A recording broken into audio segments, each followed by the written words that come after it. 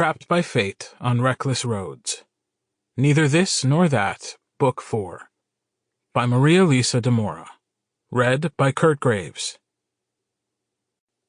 Beginning. Jeremiah Rogers angled his body away from the other person in the room, shifted his gaze to the window, and caught sight of the reflection of his own face. Gaunt and aged in ways he hadn't been a year ago, he stared into the echo of his eyes. Without turning, he said, "I can't offer an excuse, because there isn't one. I won't insult you by saying it never meant anything, because you know how I am. You've always known how I felt about her. She—" Here he paused, at a loss for words so long his soon-to-be ex-wife stirred restlessly, the fabric of her jeans making a shirring noise as her legs crossed and recrossed. The mattress groaned softly, a sound that had often been heard in this room in years past, and one that made guilt dig its hooks a little deeper into him, because it had masked their lie. Her silence drove him forwards. At this point, they'd been talking so long he was ready to have it over with.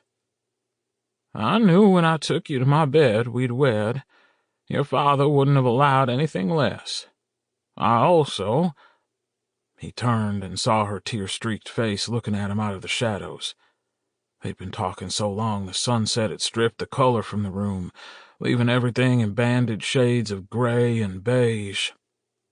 He swallowed and pushed ahead, needing to have all the secrets laid bare. "I also know you didn't love me then.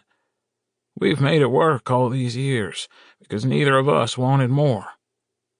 Retro shook his head. "I'm no longer content to live this way." "What's changed?" "You know what's changed, Wanda." She was smart, and he suspected she'd already put two and two together. He was done living like this, forcing himself through the days and avoiding the nights. Her lack of follow-up on her question told him he was right. "What about our kids, Jerry? How will we tell them?"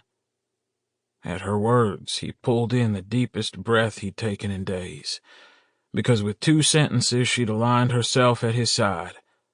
She knew the lay of the land. She'd always known they weren't a love match. It was one of the things that made her so bitter towards his brother Isaiah, because he'd found his love. Gone now for too many years, but Isaiah had kept his hopes' love alive in how he was raising their children. Wanda had tried to drive a... Sample complete.